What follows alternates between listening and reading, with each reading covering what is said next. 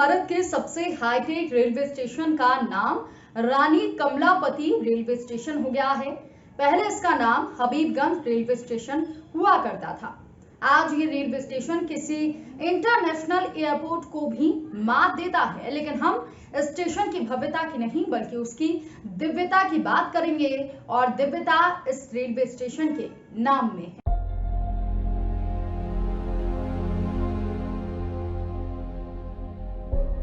जब भोपाल के स्टेशन का नाम रानी कमलापति के नाम पर रखे जाने की खबर लोगों ने सुनी तो शेष भारत को तो छोड़िए, मध्य प्रदेश के साथ भोपाल के नागरिकों तक को भी आश्चर्य हुआ कि आखिर ये रानी कमलापति कौन थी।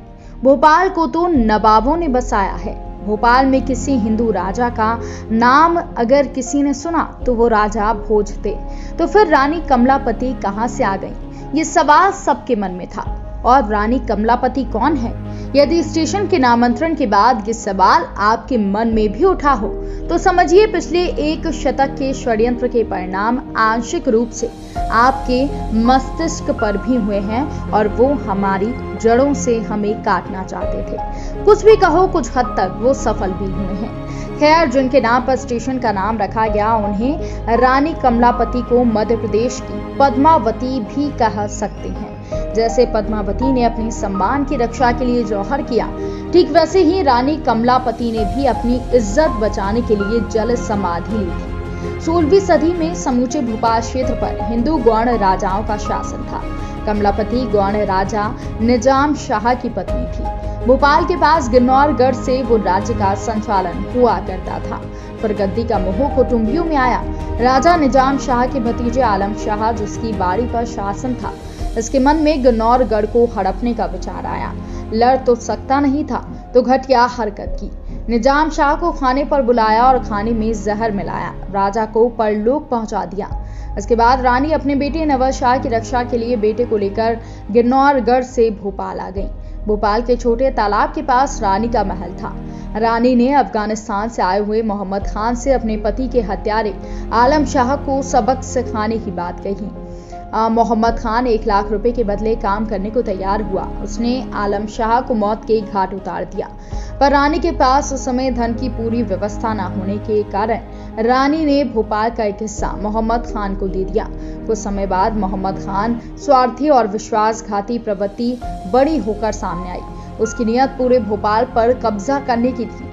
इससे भी बुरी बात थी कि रानी पर उसकी कुदृष्टि थी। आखिरकार रानी के चिरंजीव नवाज शाह और मोहम्मद खान के बीच युद्ध हुआ। युद्ध इतना भयानक था कि जिस घाटी पर युद्ध हुआ वो खून से लाल हो गई। भोपाल में आज उसे लाल घाटी कहते हैं। रानी माता की मान रक्षा के लिए अन्य सैनिकों के साथ नवाज शाह का भी बलिदान हो गया। आखिर में केवल 2 लोग बचे। उन्होंने लाल घाटी से धुआं छोड़ा। महल में बैठी रानी इसका अर्थ समझ गई। उन्होंने निजी सेवकों को तालाब की नहर का रास्ता अपने महल की ओर मोड़ने के निर्देश दिए। रानी अपने संपूर्ण वैभव के साथ महल के सबसे नीचे वाले तल में जाकर बैठ गई और शील की रक्षा के लिए जल समाधि ले ली। इसे जल समाधि की जगह जल जौहर कह सकते हैं। जैसे रानी पद्मिनी के अनगिनत महिलाओं ने अपने सम्मान की रक्षा के लिए स्वयं को अग्नि में समर्पित कर दिया था, वैसे ही रानी कमलापति ने अपने सम्मान की रक्षा के लिए किया। आज भी रानी के महल की 5 मंजिलें पानी में डूबी हैं। केवल 2 मंजिल ही पानी से बाहर हैं। यह हमारा दुर्भाग्य है। आखिर कौन बताए बच्चों को रानी का सतीत्व और साहस। हम तो तालाब घूमने आए और फोटो खिंचवा कर चल दिए। क्यों, कैसे, कब, किसने ये महल बनवाया, कभी जानना ही नहीं चाहा। लड़कियां तालाब के साथ महल के साथ सेल्फी लेती हैं, हैशटैग नेचर लेवल के साथ स्टोरी डालती हैं, लेकिन उस भारत माँ की सपूत रानी का इतिहास नहीं जानती। ऐसी न जाने कितनी कमलापतियों का इतिहास महल की तरह ही अंधेरे में डूबा है। उन पर अब प्रकाश आने लगा है। दुनिया उससे आलोकित होने लगी है, वरना देश में 6 से ज्यादा महापुरुष ही नहीं थे। ऐसा लगने लगा था कि हर गांव में नाम के संस्थान, चौराहे सब हुआ करते थे, लेकिन अब हमारे स्थानीय महापुरुषों के नाम पर विश्व स्तरीय रेलवे स्टेशन का नाम रखा जाने लगा है। ये सच में सत्य के उद्घाटन का समय है, लेकिन हम सबको अपने व्यवहार में नामों को लाना पड़ेगा, अन्यथा आज भी कई लोग प्रयागराज को इलाहाबाद भी कहते हैं, नर्मदापुरम को होशंगाबाद और दीनदयाल रेलवे स्टेशन को मुगल सराय स्टेशन, अब सरकारें तो अपने हिस्से का काम कर रही हैं, लेकिन हमको भी नित्य व्यवहार में इन शब्दों को लाकर अपने हिस्से का कार्य करना पड़ेगा। तभी आक्रांताओं की कलंक पूरी तरह मिटेंगे और सत्य सूर्य के समान उद्घाटित होकर विश्व को आलोकित करेगा।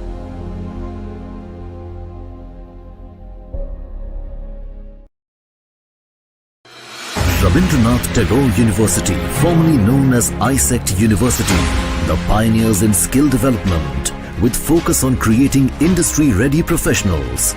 Join India's premier skill-based university, Rabindranath Tagore University.